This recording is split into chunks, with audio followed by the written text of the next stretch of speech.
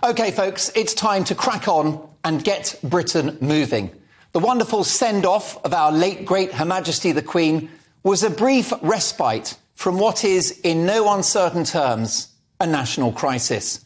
Soaring inflation, spiralling energy bills, union wage demands, a cancer backlog in the NHS, knife crime in our great cities, burglaries through the roof, a backlog of court cases so massive our criminal justice system is effectively on pause, a generation of kids still playing catch-up at school, thanks to, in my view, needless school closures.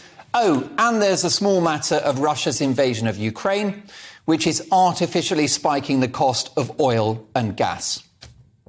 But Britain, as we've discovered in the last few days, with the global event that was the Queen's funeral, is a country that always has and always will punch above its weight. We like a challenge. It happened when we saw off the existential threat of Nazism in Europe and when we rebuilt a broken economy and a broken country post-war. We emerged from the 1970s, a decade of stagnation, debt and industrial strife, into the economic boom of the 1980s, and we won a war against Argentina to boot.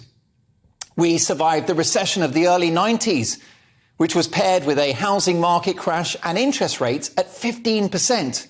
And we even shrugged off the credit crunch in 2008, with the tough love policies of the then coalition government under David Cameron, taking the deficit as a percentage of GDP from an eye-watering 11% to a far healthier 2% in just a few years.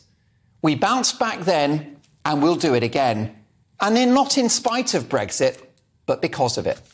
Notwithstanding anger and disappointment for some at the undemocratic dispatch of Boris Johnson from Number 10, I like the optics of a new Prime Minister and a new King with which to tackle our greatest challenges to date.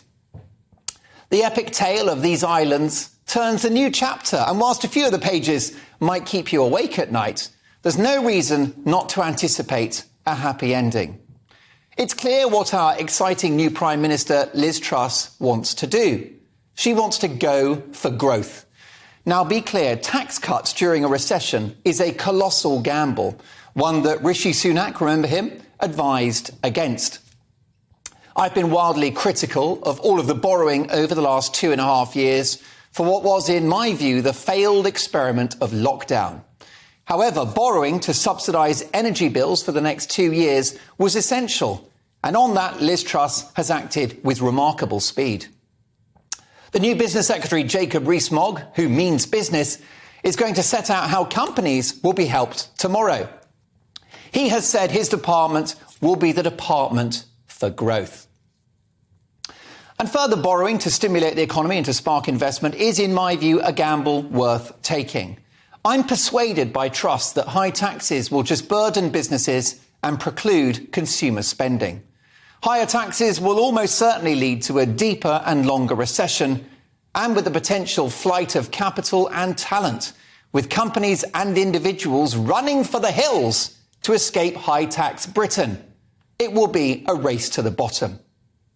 Jeremy Corbyn warned that post-Brexit Britain risked becoming Singapore-on-Sea, a low-tax haven. Now, he meant that as an insult. I consider it a sensible aspiration. Bring it on.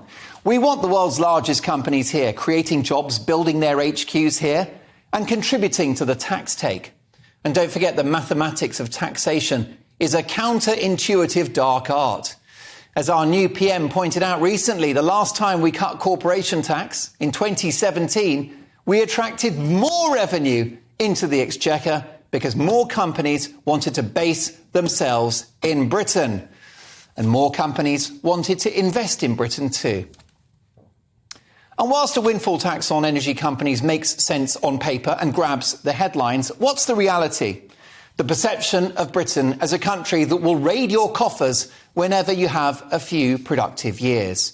The reality is I'd love to see the energy companies paying more because they have enjoyed an unexpected gold rush. But that's how it goes. Businesses and industries have good times and bad.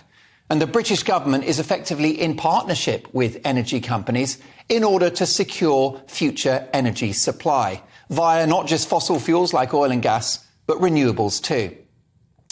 This investment in future energy supplies costs billions. The energy companies are well within their rights to curtail this long-term investment if they get clobbered by the Treasury. So what do you want? A populist policy that raises a few million to satisfy the leader writers at The Mirror and The Guardian?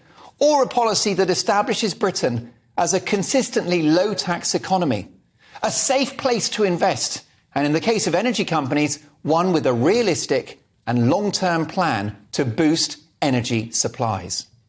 New Chancellor Kwasi Kwarteng's mini-budget is coming on Friday, and it will establish the predominant theme that this government is keen to set.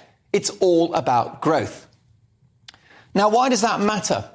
Because growth, as a result of higher GDP, increases the government's overall revenue, giving Britain the firepower to invest in public services, to police our streets, to pay for defence, schools and everything else beyond.